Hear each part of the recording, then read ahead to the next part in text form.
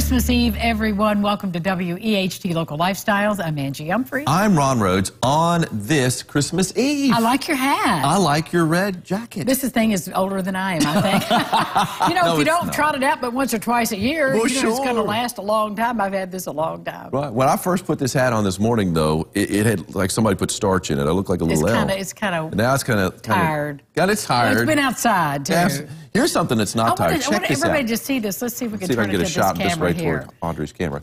Now, this is a Grinch cake, and you can see it's got a heart inside of it. Isn't that the cleverest thing you ever saw? It really is amazing. Now, my sister-in-law is the one who baked this. It's a pound cake, and it's called a Grinch cake because you cut it open. It went on a pretty good distance, but she puts like different sized hearts in there, and you can cut it open. It might be one of the small hearts. You know, the Grinch. His heart grew. His heart did grow later, yes. and of course, she gave me the section with a small heart. It's funny how that works, isn't it? No, that's a not so subtle comment, right? I was just glad to get any part of this cake. It's delicious. It looks amazing. And the way she does it, we found out is, of course, I messaged her to let her know that. She told me, but I'd forgotten. She told me a lot of different... Oh, by the way, she says, don't go with sushi anymore. You're not a big sushi fan. I don't eat sushi. Go sashimi. She said, I need to try that, but without the rice, basically. But she said she bakes a red cake, then she cuts out the little hearts, and then she stacks them up, you know, and then pour in a cake pan, and then she pours the green batter around those red hearts. So she basically is baking two cakes, and she and so cuts when you them up slice in it, you get a slice of the heart. You might get this little heart, you might get the big heart, but that is so clever, really cute. Thank you cool. for sharing that with us. Yeah. So coming up today on Local Lifestyles on this Christmas Eve, Owensboro's Katie Wimson, a.k.a. Chef Yum. Red. She's going to bring us a delicious breakfast dish for tomorrow morning, a Christmas morning dish. And our movie critic, Jim Hunter, walks us through those holiday favorites we all love watching each and every year. The fabulous talents of Jake Holder and Cynthia Murray are going to give you goosebumps with their Christmas Eve song. And our garden guy, Charlie Stocker, will be here to answer your calls. So give us a call today. And, of course, Ron Rhodes is here with the holiday weather. We're all listening. We're all in. No. Do you want to see a white Christmas, Angie? Are you one of those who likes a white Christmas? Yeah, I guess I'm going to have to go somewhere else to do that. You'll have to go a long way to find a white Christmas. But the thing is, I mean, we might see a few flakes of snow, not a few inches of snow. Just give us the feeling for it. And you might see them kind of fluttering down if you're out late enough tonight or early enough tomorrow morning.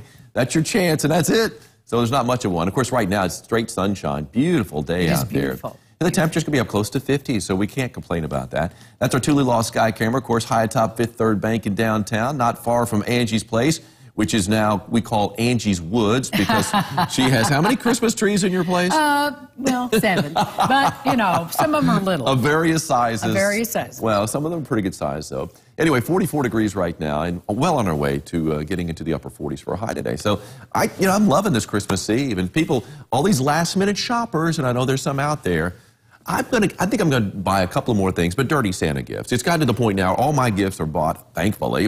It should be by this time anyway, right?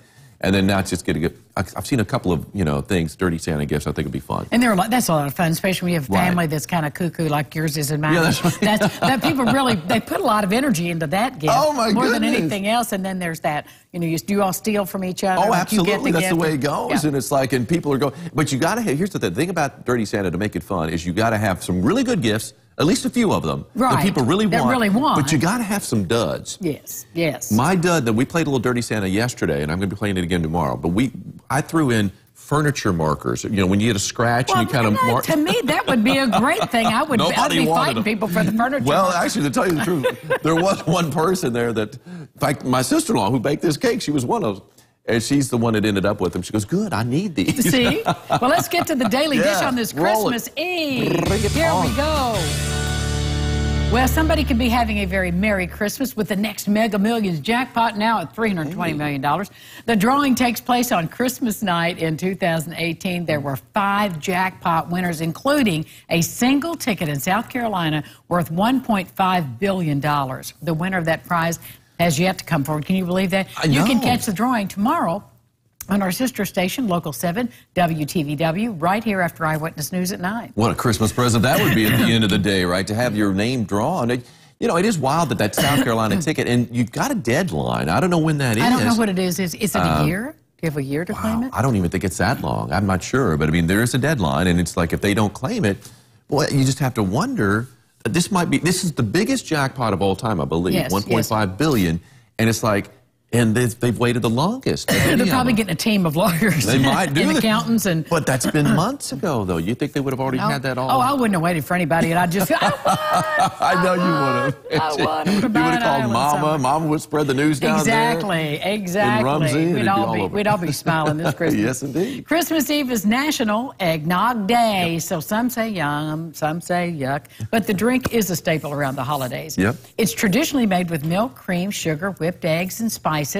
Those looking for a little more festive kick add a little liquor, but it's not always easy to nail that perfect recipe. So on our Facebook page today, we're asking how you feel about eggnog. Yeah. And Ryan Furman says it's the most disgusting drink he's ever had in his life. Really? And he, undecided, clearly. Sandy Williams says she loves it in her coffee, and Jeff Taylor says he loves making eggnog ice cream. Well, I'd show up for that. That sounds really good. I've always been a fan of eggnog, but only in small doses. It's not one of those things I want to drink a lot of. Of course, I can't drink anything, Gary, too much. It's so rich. I mean, it's so incredibly rich. And that's why it probably would taste good in the coffee. It's almost like straight cream. Right. Whole cream is what it is.